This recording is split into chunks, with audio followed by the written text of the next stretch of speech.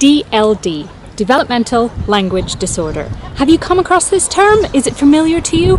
If you're not really sure, you're not alone. Whilst it's a surprisingly common difficulty that both children and adults have, it's not commonly known about. And so in this video, I want to share with you a little bit about DLD and the number one hugest thing that you can do to support people who have DLD.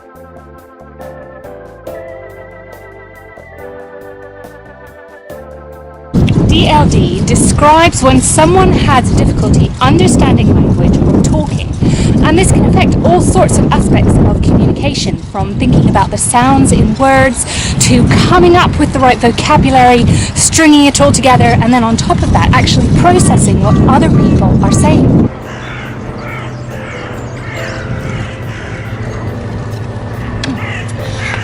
DLD is surprisingly common. In a class of 30 children, around 2 are likely to have DLD. Because there's still a lot of work for us to do in raising awareness and understanding of DLD, sometimes these difficulties can be attributed to laziness or naughtiness.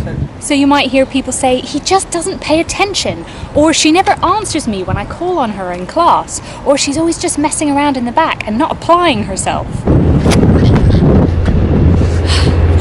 People who have DLD will describe it like people are speaking a foreign language to them, or like all the sounds and the words are kind of jumbled up before it gets to them. And when they're trying to talk, they might talk about how they just can't kind of get the words out, or they can't think through their thoughts clearly. So this can have a big impact. DLD can have an impact on literacy, learning, friendships, and emotional well-being. Just think about how fundamental communication skills are to how we participate in the world, how we share our ideas and our worries with others, and how we learn from everything that's going on around us. DLD can be diagnosed by a speech and language therapist, and lots of support can be put in place in partnership with a school. So this really emphasises the importance of us providing sufficient resources for SALT services and school services to provide the important intervention that children with DLD need. Now, you or I can't affect big funding decisions, but we can make DLD a bigger part of the general conversation. And in fact, making this video, I've had a few conversations with people about DLD. I'll take any excuse.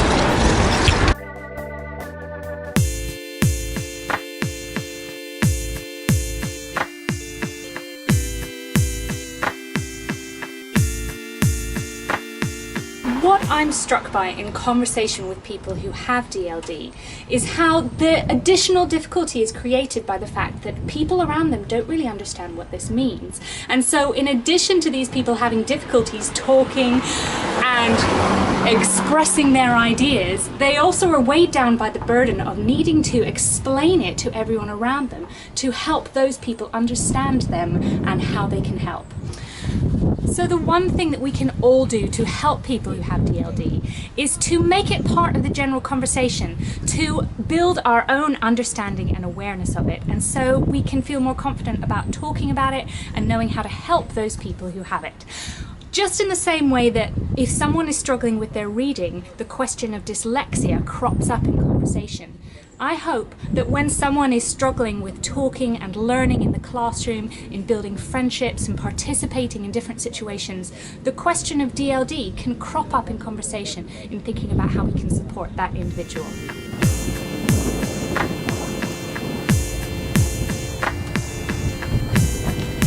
Imagine a world in which someone who had this type of communication difficulty could say to the bus driver or the shelf stacker in the supermarket, "I have DLD, please could you speak more slowly?" Or "I have DLD, please can you use simple words?" Yes, this is about early identification and effective intervention, but it's also about all of us walking through the world understanding that there is great neurodiversity all around us.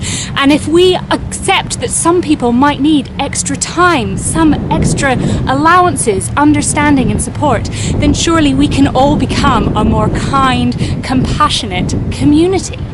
So if you want to help, and I know you do, thank you for sticking with me to the end, then what you can do is have a conversation today with someone about DLD. You could share this video with someone And you could look at the Rattled website, which I'll link below, which provides all sorts of information about developmental language disorder, how we can improve our understanding and awareness of it, and how we can support those who have it. My name's Bryony Rust, I'm a speech and language therapist, and I share new videos every week. So if this was useful to you or someone you know, then hit subscribe, and I'll see you next week, okay? I'll see you then.